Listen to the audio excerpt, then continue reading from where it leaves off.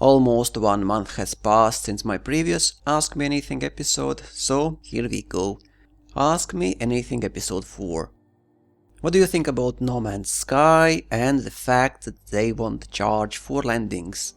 I'm not quite sure what you mean by charge for landings, but No Man's Sky is a great alternative and completely different game. I saw it first, I think last year on E3, when they revealed No Man's Sky, but I must say I was not impressed at all. The setup and the looks of it, it's more like single player adventure, unique for each player and beautiful, relaxing, it's more like exploration type. I just prefer Elite setup, more realistic 1:1 scale Milky Way galaxy, a little darkish look to this galaxy, with many players. Tomorrow Horizons actually is supposed to go live, beta I mean, so it will be interesting to see how Elite will handle landing. I am sure all textures and graphic stuff will get better over the time. It's one thing where Elite really can scale up, because Elite is made future-proof. So even after 5-6 years on 4K resolution, this game will look great. It's already made with that in mind. But if you like space games, try Empyrean. It's a space survival game. I have a video about this game, it's pretty fun. It's like Minecraft in space, you can build your own base, own ships, outfit them. You can fight aliens, you can be bitten by plants, yeah. And we have now many series about space, like Dark Matter, Killjoys. New series just started, The Expanse. And even Star Wars is back, with new The Force Awakens movie on December 18. So it's very exciting time for anyone who really enjoys space, sci-fi and similar stuff. What do you think about the idea to have the option in Elite Dangerous to build up some planetary space base or even starport as a player? It's hard to tell because on paper it might look good, but in reality I want to be able to buy a base, even if it's a bottom of range asteroid base, and it's kinda confirmed that at least it's not off the table. So at some point we might be able to buy bottom of range base, asteroid base, where me and my friends can refuel, repair, restock ammo, and maybe some other basic services. It might be very useful for explorers, pirates, maybe even bounty hunters, or if we will go into Thargoid space, so we won't have to rely only on thermic weapons, but can bring also some kinetic weapons, even with crafting. Build one nearby Thargoids and have fun there for many days.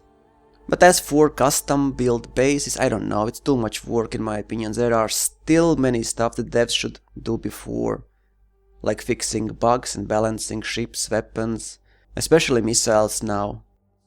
If you want to build your own base, try Empyrean, you can do that. How much money do you think the Federal Corvette will be? Well, sorry for late reply, as now we know the price for the Cutter and Corvette, and ships are Cutter, stock around 200 mil, combat 1.4 billion, trade 240 mil, Corvette 182 million stock variant, combat around 900 and trade 190. Do you think Frontier will eventually add an intergalactic drive or something to be able to jump to other galaxies? I think not in Elite Dangerous, maybe in next game called Elite or Elite Dangerous 2, which will come maybe in 2025, we'll see. It really depends how the development of Elite Dangerous will go, because maybe for them will be easier to start a new project after 10 years. Maybe they will keep updating Elite Dangerous. Then we actually might see even in Elite distant galaxies traveling between those. Only time will tell. You could be David Braben for 1 day, which 3 things would you change in the game and why? What a question, Ogie. I want to change so much. I would definitely start by stopping wasting player time, because we are no teens. And we value our time overall, at least I do. Even while I'm wasting my time a lot, still I try to value it. So I want to play the game and not waste my time on waiting to play the game. Let me explain what I mean. First of all, ship delivery, it should be in the game already. There's just no excuse to delay it. Well, devs told us that it is coming next year, blah blah blah. But if I would be David for 1 day, I would make it happen today. We own so many ships and driving in taxi ships around is just pure waste of our time.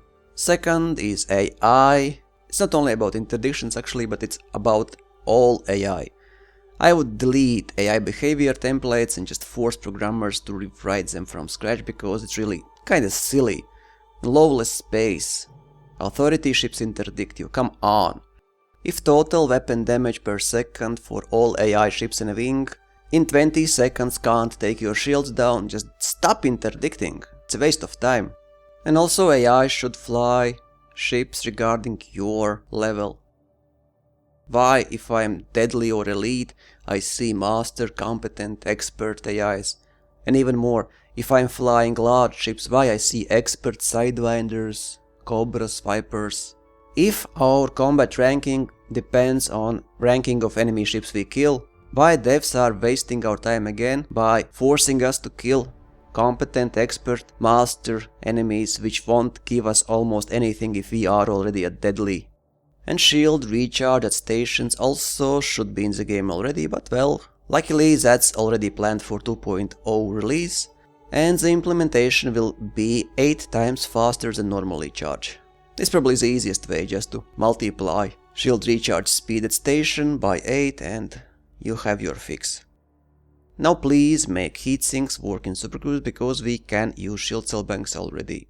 I have tried in 1.5 beta heatsinks, they don't work. In Supercruise I mean. And as third, I would probably completely rework power play. Better perks for all pledgers and little to no passive perks. Less grinding. This stupid merit grinding is kinda silly. Power play missions, player power play events, wars an example or other stuff. There's so much you could do with power play. I just hate to see that lost potential. And please start fixing old bugs and give some love to multiplayer co-op missions at least. Wings were introduced in 1.2 I think. Actually soon will be a year since wings are in the game and we still don't have co-op missions. It's not funny. I recently bought my Anaconda. What would you say is a balance setup for trading and being able to defend myself. Well, or you trade or you fight. I have seen commanders flying with best shields and full load of boosters and around 250 tons of cargo only. In open you are fine with A4 shields and 8 shield boosters. Jump range will be around 18 light years. You can increase and decrease depending on weapons and other modules. And you don't need to engage other players at all, but with 8 boosters and A4 shields you should be pretty safe. You should jump away or supercruise away from all enemies. You should not fight interdictions, submit, and you will have 10 seconds to run away. On my trading Anaconda I have 5 Imperial Hammers, so if I decide to engage it will go down quickly. And 5 Hammers are enough to kill any AI controlled ship in the game, even Elite Anaconda pirates. And it was actually very funny when I was trading in a wing with friend with similar setup. If somebody got interdicted by AI and other guy jumped in, he only managed to land several shots before enemy was dead, even if it was Anaconda, so it goes down quickly. In solo or private group, it's enough, probably even with D4 or D3 shield if you need jump range. And weapons, you don't need weapons if you are defending yourself. If you trade, you are wasting your time by defending, so submit to all interdictions and run away after 10 seconds. I would say that if you are aware of your surroundings and you don't make any mistakes, trading Anaconda is impossible to kill. These 10-15 seconds is just not enough time. Enemy ship has to align with your ship, has to deploy hard points, has to hit you.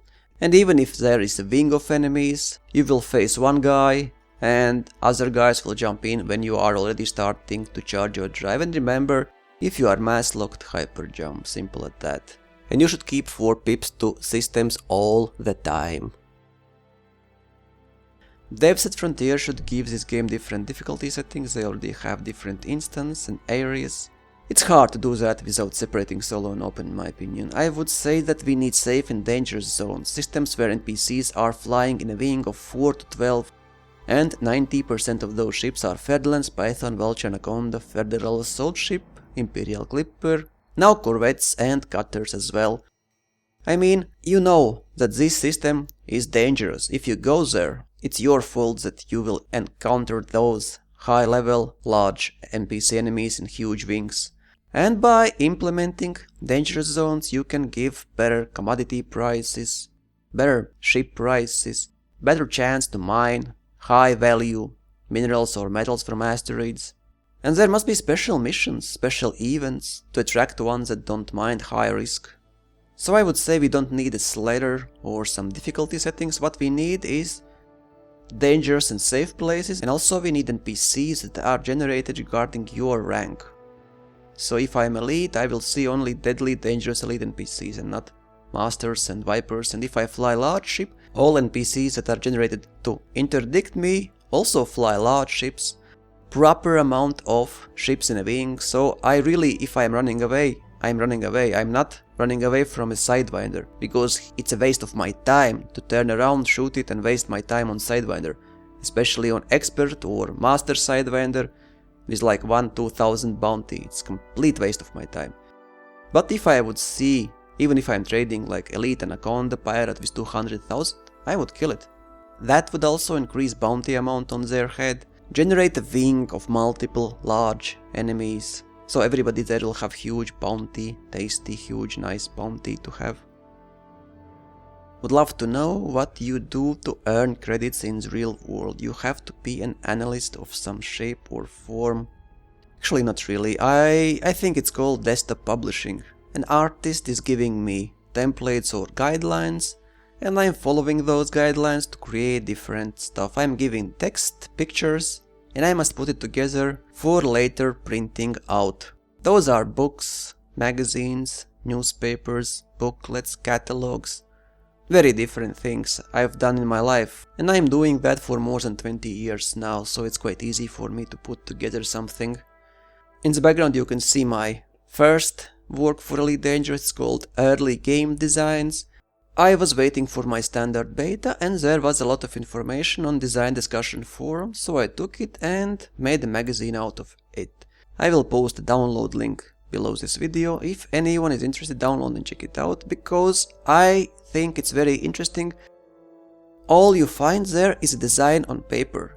Now we have most things already in the game, so you can compare how it looked on paper and how it's actually implemented. In game development, this is very common. Designs on paper usually are pretty much different from what we get in the end. I'm not saying better or worse, it's just different.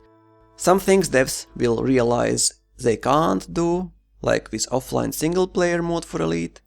Some things are completely different. I made this because I knew that its history of Elite, its early game designs, it will be very different from what we will have in the end, but after 10 years, in 2025 an example, it will be very interesting to take a look at these early game designs, compare with game, have a laugh or two. So that's what I do for a living, create books, magazines. Hopefully you enjoy my creations for Elite.